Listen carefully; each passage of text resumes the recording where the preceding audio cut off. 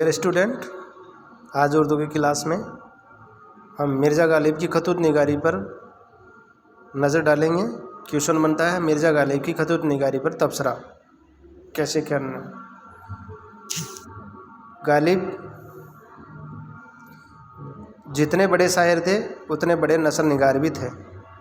उर्दू ज़बान जिस रूप रंग के साथ हम तक पहुंची है उसमें 3 बुज़ुर्गों का खून जिगर शामिल है, मीर अमन, गालिब और सर सैयद।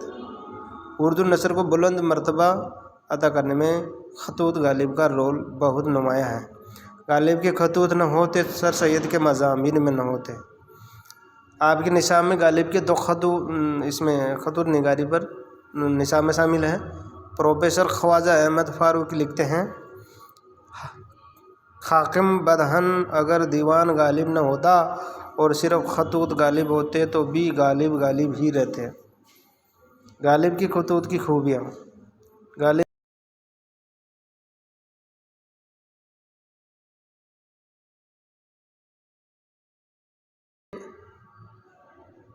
मकतूब निगारी के सिलसिले में नए नए तरीके ईजाद किए और अपनी जिद्दत तबा का सबूत दिया। गालिब ने आदाब व अलकाब मौकूफ़ कर दिए। एक ख़त में लिखते हैं कि मेरा तरीक़ा यह है कि मकतूब आलिया को आवाज़ देता हूँ और काम की बात शुरू कर देता हूँ। चुनाचा कई खतूत में इनके अलकाब बहुत मुख्तसर होते हैं, मिसलन भाई, महाराज, साहब, बरखुरदार, मेरी जान, बंदा परवर वगैरह। ख़त में तारीख़ की जगह भी गालिब से पहले मुकर्रर की थी, लेकिन गालिब ने जहाँ भी चाहा शुरू, दरमियान या आखिर में तारीख़ लिख दी है। इनका मिजाज दुनिया से बिल्कुल अलग था। दूसरा इनका जो है आम बोलचाल की ज़बान। गालिब के ज़माने तक खतूत में इबारत आराई, बेजा लफाजी, हद से ज़्यादा तसन्नो और बनावट का रिवाज था। खतूत गालिब का उर्दू नसर पर सबसे बड़ा एहसान यह है कि इन ऐबों का खात्मा हुआ है। गालिब अपने खतूत में आम बोलचाल की ज़बान इस्तेमाल की है। मुरासले को मुकालमा बनाना। खतूत गालिब की एक खुसूसियत बहुत ही अहम है कि इन्होंने मुरासले को मुकालमा बना दिया। इनके खतूत को पढ़कर ऐसा लगता है कि जिसको इन्होंने ख़त लिखा वो उनके सामने बैठा है और दोनों हम आपस में गुफ्तगू कर रहे हैं। मुरासले को मुकालमा बना मतलब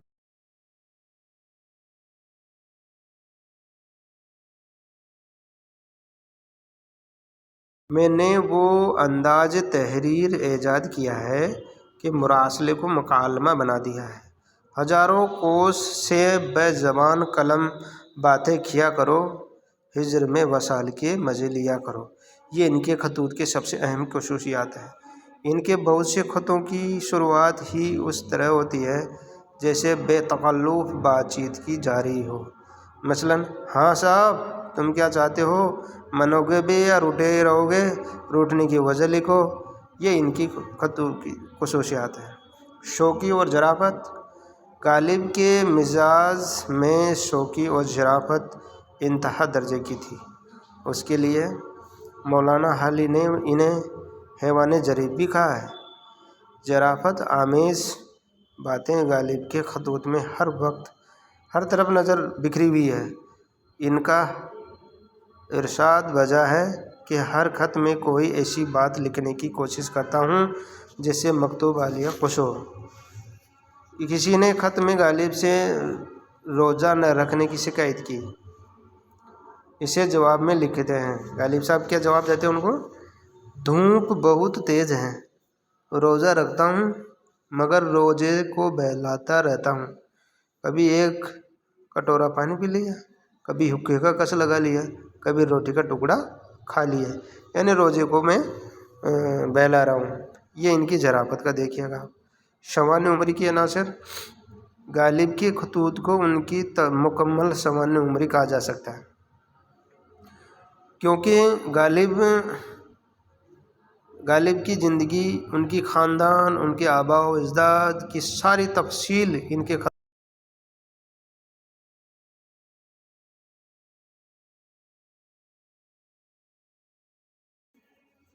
خاندان، ان کے آباء و اجداد کی ساری تفصیل ان کے خطوط میں موجود ہے۔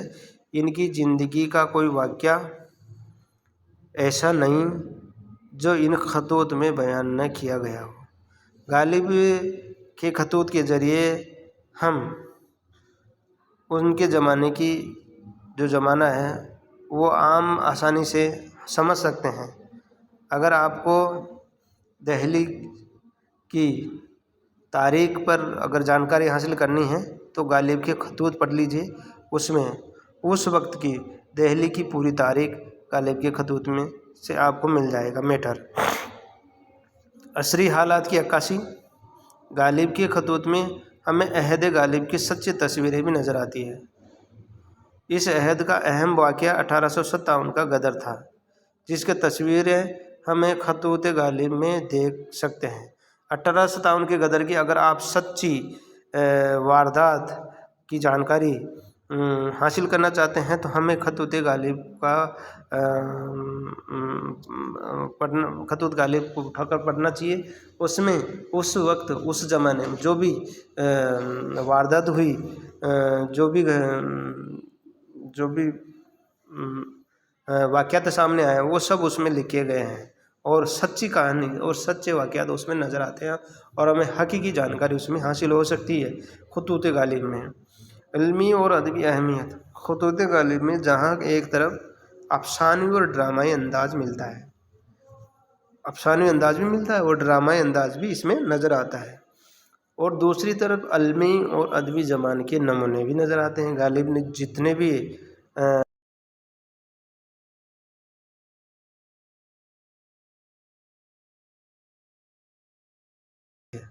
علمی مسائلوں پر بھی گفتگو کیے اور اپنے کئی شعروں کی تشریح خالص علمی انداز میں کیے۔ اردو میں استدلالی نثر کا بانی سر سید کو ٹھہرایا جاتا ہے۔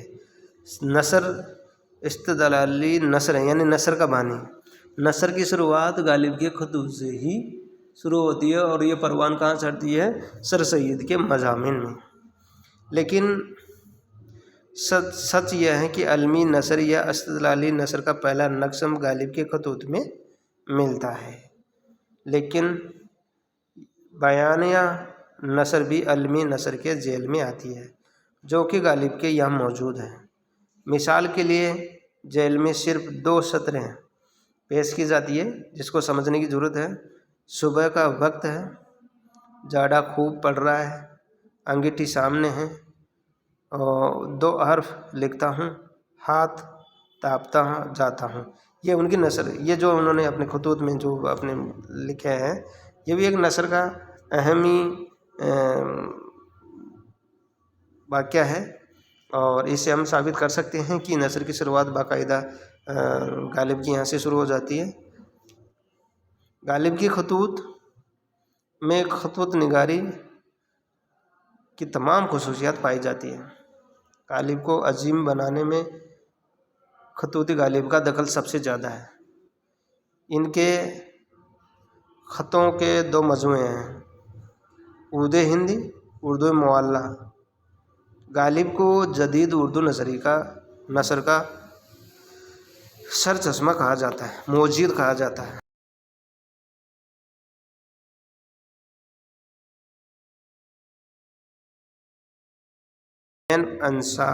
انصاف ہوگا۔ دلچسپ بات یہ ہے کہ غالب نے یہ خطوط شوقیہ طور پر لکھے تھے۔ یہ ان کا اپنا بیان ہے کہ انہوں نے ایک جگہ اپنے بیان لکھا ہے، میں اس تنہائی میں صرف خطوں کے بھروسے جیتا ہوں۔ اس وقت غدر چل رہا تھا اور غالب باہر نہیں نکل رہے تھے کیونکہ انگریزی حکومت غالب پر نظر رکھے تھی اور گپتچر چھوڑے ہوئی تھی کہ کیسے بھی ہو غالب کو کیسے بھی گرفتار کرے، لیکن غالب صاحب اپنے کوٹے میں وہیں پڑے رہے ایک جگہ ہی، تو کافی وقت تک وہ ایک جگہ رہے تو ان اپنے خط کے ذریعے ہی لوگوں سے رابطہ حاصل کرتے رہے۔ میں اس انتہائی میں صرف خطوں کے بھروسے جیتا ہوں، یعنی اس وقت وہ خط لکھ کر ہی اپنی بات چیت ہوتی تھی، یعنی کہ جس کا خط آیا میں نے جانا کہ وہ شخص تشریف لایا۔ کوئی دن ایسا نہیں ہوتا جو اعتراف و جوانب سے دو چار خط نہیں آ جاتے، یا تو اعتراف و جوانت اور یا گالی سان میں لکھے تو یا تو ان کے جواب یا پھر وہ ان کی طرف سے خط۔ یہ کہہ رہے ہیں کہ ایسا کوئی دن نہیں تھا کہ ہم دو چار خط تو آتے رہتے اور میرا سارا دن، یعنی دن ان کے پڑھنے اور جواب لکھنے میں گزر جاتا ہے، ان کا سارا دن ان کو پڑھنے اور ان کے جواب دینے میں ہی گزر جاتا ہے۔ غالب کے خطوط اردو ادب کا گراں قدر سرمایہ ہے۔ آپ اس غالب کے خطوط کو اردو ادب کے لیے ایک سرمایہ کے طور پر بتایا گیا ہے، اور یہ واجب بات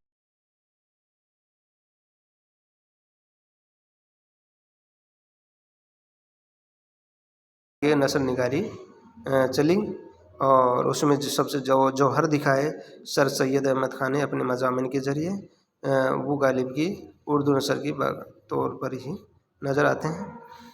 یہ آپ کی نصاب میں غالب کے خطوط کی نگاری کی پر اپنے نظر ڈالی، خطوط کی نگاری کیسی ہے ان کا تبصرہ کیا۔